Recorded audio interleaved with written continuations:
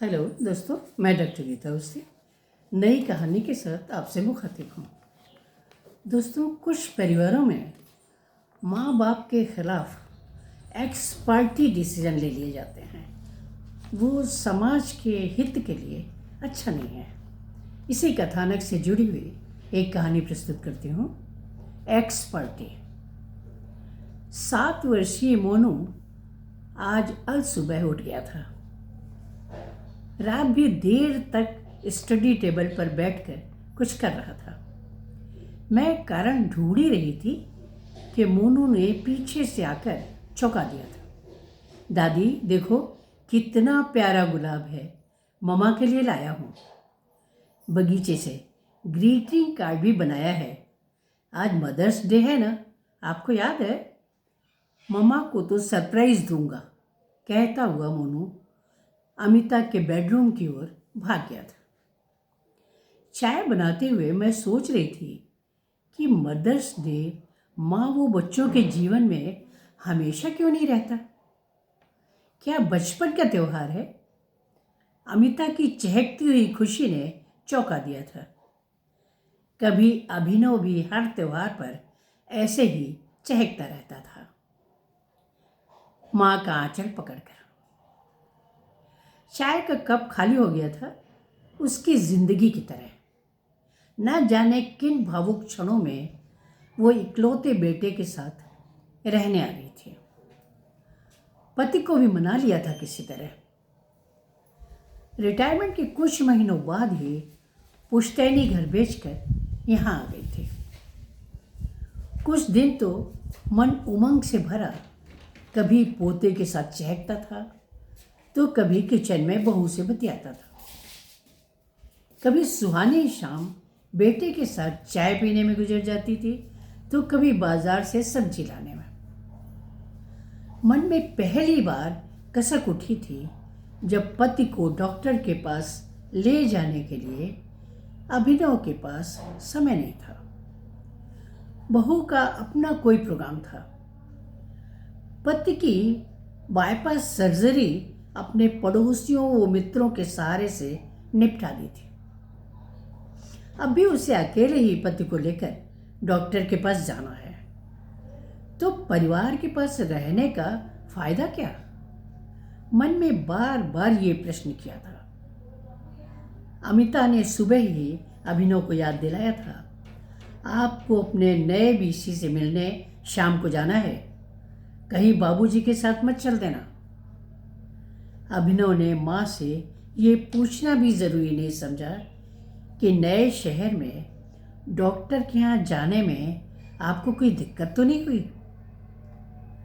Doctor ने कहा था, आप पति के साथ अकेले आई हैं, जेंट्स में कोई नहीं है।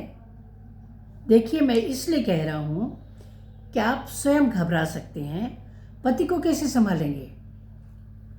इनकी एंजियोग्राफी करना पड़ेगा, शायद बाईपास के बाद दोबारा ब्लॉकेज हो रहे हैं। उसने धीरे से ना में सिर हिला दिया था। पिछले सप्ताह अचानक न जाने क्यों उसका मन घबराने लगा था। ब्लड टेस्ट कर ही रही थी कि अभिनव कमरे में आ गया था। क्या हुआ माँ, कोई दिक्कत? हाँ, शुगर कम हो गई है, उसने धीरे से कहा था। अभिनव कमरे से बाहर निकला था और फिर किचन से आवाज़ें आने लगी थी। अभिनव अमिता से कह रहा था, माँ डायबिटिक है, उन्हें थोड़ी थोड़ी देर में खाने के लिए कुछ दिया करो। अमिता का जवाब सुनाई दे रहा था, माँ को जब भी ज़रूरत होती है खुद ही निकाल कर खा लेती हैं। अभिनव शायद जवाब से संतुष्ट था। उसे तकलीफ के उन क्षणों में भी हंसी आ गई थी। बचपन में यही अभिनव उसे डांटा करता था कि फल पड़े पड़े सूख जाते हैं, पर अपने हाथ से लेकर कभी खा ही नहीं सकती हो आप। मन ने प्रश्न किया था, क्या बदला है, वो या समय?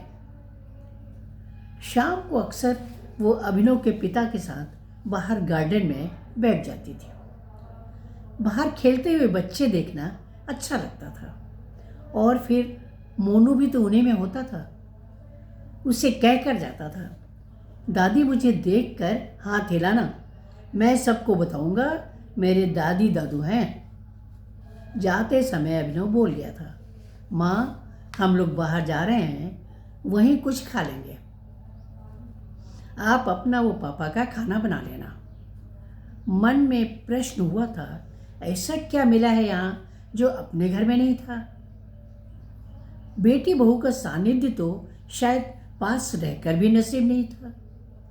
जब पति को उसके साथ रहकर ही समय बिताना है तो यहाँ क्यों। सुबह वो पूजा कर रही थी, तभी फोन की घंटी बज उठे थे। अमिता ने फोन उठा लिया था। उस तरफ शायद उसकी माँ थी। अमिता कह रही थी, देखो कौन क्या खाएगा, मुझे तो सब कुछ बनाना ही पड़ेगा। उसने मानो भगवान से पूछा था कि क्या ये वही अमिता है जिसे वो हर दिन नई नई डिशेस बनाकर खिलाती थी। उस घर में कुछ ही महीने में वो इतनी पराई सी क्यों हो गई। मन ने प्रश्न पूछा था, क्या अधिक निकटता लंबी दूरी बना देती है। शायद अर्पिता ठीक ही कहती थी कि बच्चों से दूरी रखने से मन करीब रहते हैं। उसे शिकायत तो अभिनव से भी नहीं है, पर क्या वो अपनी माँ को इतने वर्षों तक साथ रहकर भी समझ नहीं पाया। क्या माँ हर बात में अपना पक्ष रखे तभी उसे न्याय मिलेगा। क्या माँ एक पक्ष बनकर रह गई है जिसकी अनुपस्थिति में सुनवाई हो जाती है एक्स पार्टी। उसने कई बार देखा है कि सुबह अभिनव उसे अनदेखा करके निकल जाता है। शाम को गार्डन में बैठे पिता से एक शब्द न बोलना, सीधे अमिता के पास जाता अभिनव उसे ध्यान आता है। मोनू का दादा दादी के पास रहना अमिता को शायद अच्छा नहीं लगता। कुछ पल बाद ही मोनू को होमवर्क करने या बाहर खेलने की हिदायत दे दी जाती है। रात 2 बजे अचानक नींद खुल गई थी। एहसास हुआ कि पति भी जाग रहे हैं। उसने धीरे से पूछा था, नींद नहीं आ रही है क्या।